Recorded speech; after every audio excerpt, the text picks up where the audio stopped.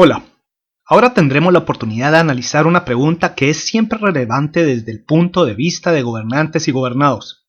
Y la pregunta es esta: ¿qué motiva a una sociedad a alzarse en armas contra las instituciones que la gobiernan? Esa es una pregunta extremadamente compleja. Sin embargo, es posible tomar algunas lecciones de la historia. Y para obtener ejemplos, podemos dirigir nuestra atención hacia el tercer cuarto del siglo XVIII, a los acontecimientos que fueron dándose en América y en Europa, porque esa fue la era de las revoluciones, cuando numerosos pueblos europeos y americanos se alzaron en armas contra las instituciones que las gobernaban.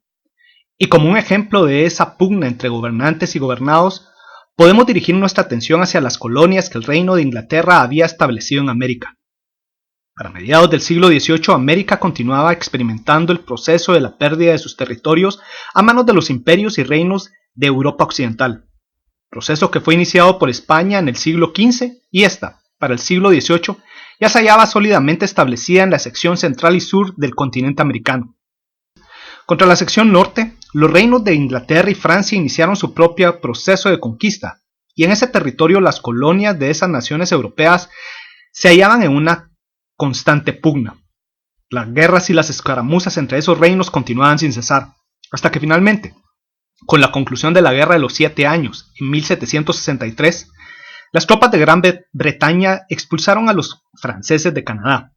Con ese rotundo éxito, la corona británica duplicó su territorio colonial en Norteamérica. Pero también, sin que el rey Jorge III y su parlamento se percataran de ello, en el corto plazo la adquisición de los nuevos territorios trajo consigo un enorme incremento en los gastos administrativos coloniales.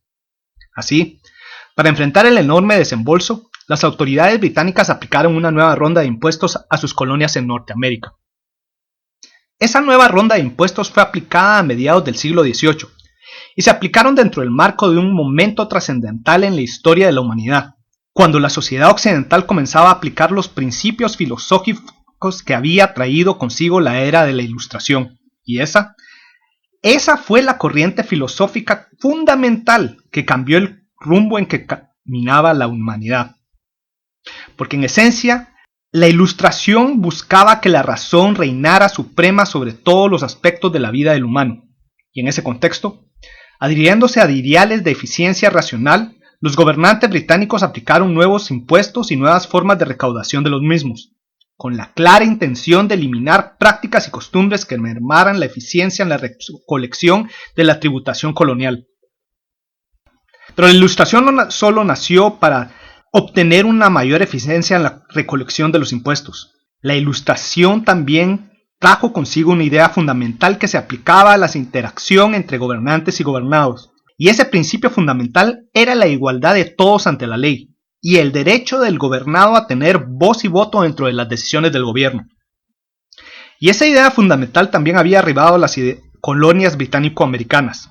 Allí los colonos británicos nacidos en América realizaron un análisis racional de las leyes que regían a los territorios de Gran Bretaña y, observando que sus colonias ya habían alcanzado varias características básicas, como densidad de población, capacidad de producción y, en especial, niveles de contribución tributaria a la corona, arribaron a la conclusión que los territorios coloniales podían tener representantes dentro de las decisiones de gobierno.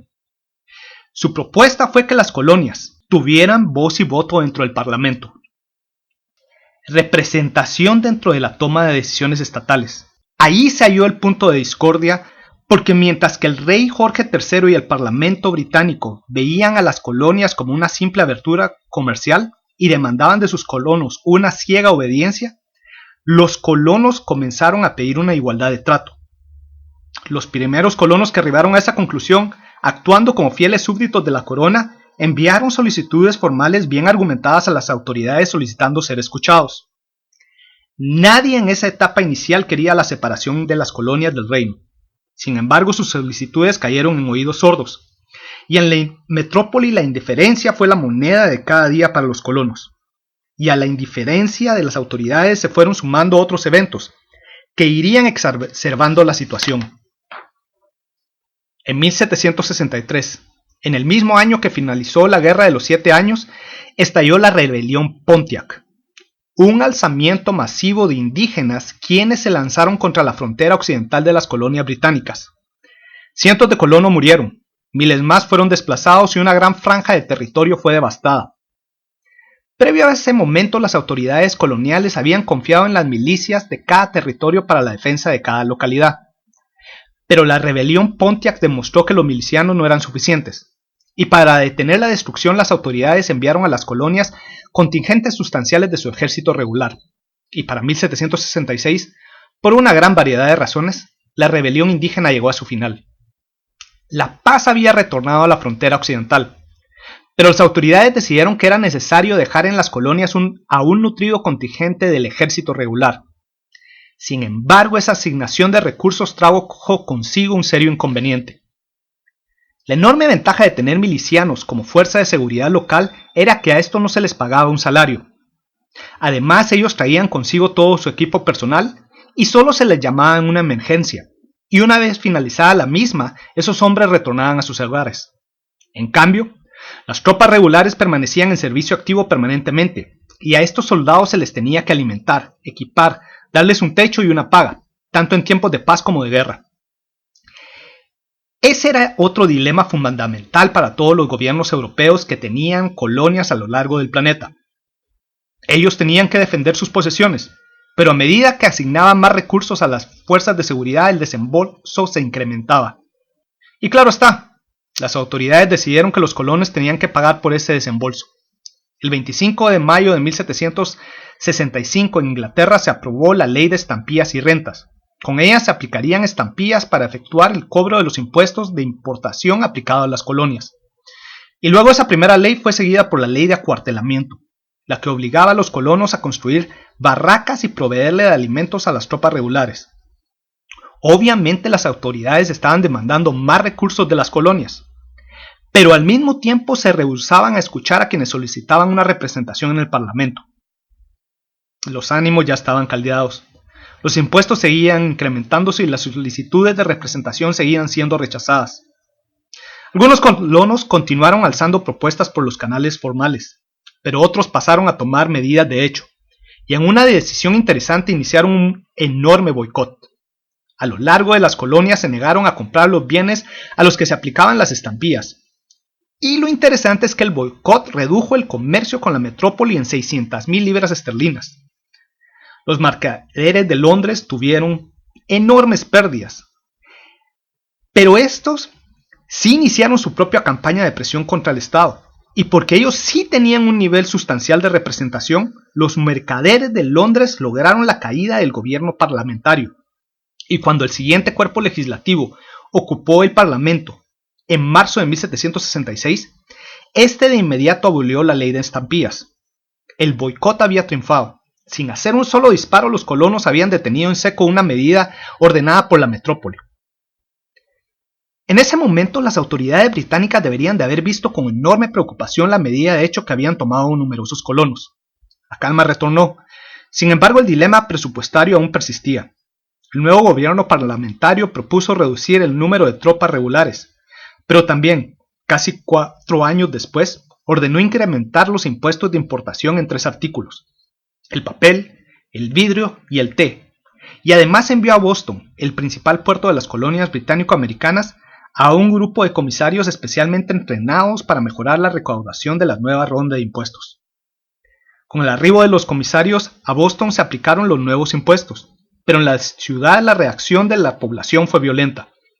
Una muchedumbre amenazó con quemar la casa de aduanas. Entonces los comisarios recién llegados tuvieron que pedirle ayuda al ejército. Y sucedió. El 5 de marzo de 1770 las tropas arribaron con orden de dispersar a los revoltosos. Desafortunadamente sus intentos terminaron en una balacera, en la cual 4 civiles murieron y 7 fueron heridos. Esa fue la masacre de Boston. Y como un producto inmediato de la misma, en las restantes colonias británico-americanas se alzaron virulentas voces de protesta. El gobierno metropolitano reconoció el peligro de una revuelta general, y para apaciguar los ánimos de los colonos ordenaron eliminar la nueva ronda de impuestos, exceptuando aquellos que se aplicaban al té. Con el tiempo la situación fue retornando a la calma, pero 2 años más tarde, en 1772, las autoridades intentaron aplicar una nueva ley de comercio que traía consigo una nueva ronda de impuestos, que en las colonias dio como resultado una nueva ronda de protestas. En otro acto de rebeldía, el 16 de diciembre de 1773, un grupo de colonos abordó barcos mercantes que se hallaban en Boston y lanzaron por la borda numerosas cajas de té destruyendo esa mercancía. La resistencia era cada vez más activa. Pero en esta ocasión las autoridades en Inglaterra tomaron la decisión de ya no perseguir una política conciliatoria, y de la metrópoli partió la orden que precipitaría los eventos. Boston tenía que ser sometida, y tenía que convertirse en un ejemplo para las restantes colonias. Como primer paso se retiró de esa localidad la casa de aduanas. Ya no podían entrar al puerto barcos a descargar mercancías. Y como segundo paso, en el perímetro exterior de la ciudad, destacamentos del ejército comenzaron a erigir fortines. Así aislarían a la ciudad del resto del mundo. Y ese bloqueo permanecería en pie hasta que los habitantes de la ciudad pagaran una indemnización por el té que había sido destruido. Desesperados, los habitantes de la ciudad solicitaron ayuda a las restantes colonias.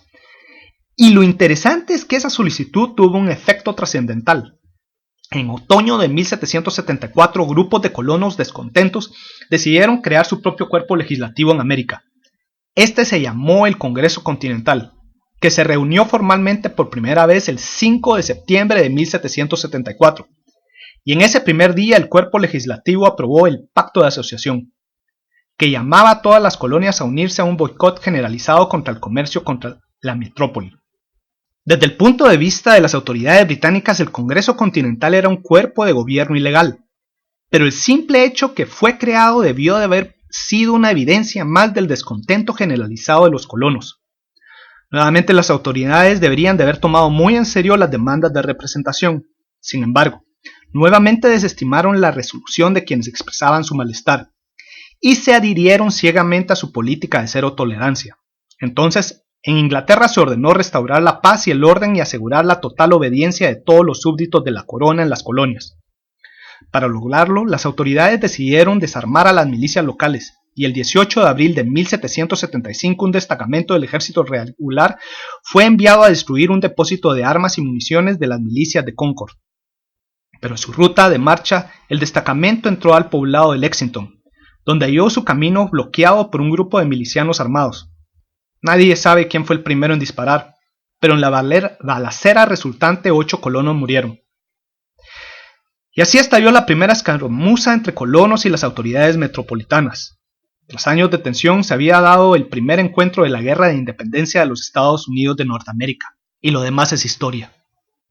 Como conclusión, en la era de las revoluciones los pueblos de Europa y de América se alzaron contra las autoridades de gobierno porque sus deseos de representación, con voz y voto dentro de las decisiones estatales, fueron rechazadas sistemáticamente por las autoridades, hasta que se llegó al punto en el cual los gobernados optaron por alzarse en armas para así crear sus propios cuerpos de gobierno. Bueno, espero que este video les haya sido interesante, y si les gustó la información del mismo, esta solo fue un extracto de toda la información que pueden hallar en mi libro, La Independencia de América Latina sobre los imperios de España y Portugal. Atentamente, Víctor Aguilar Chan.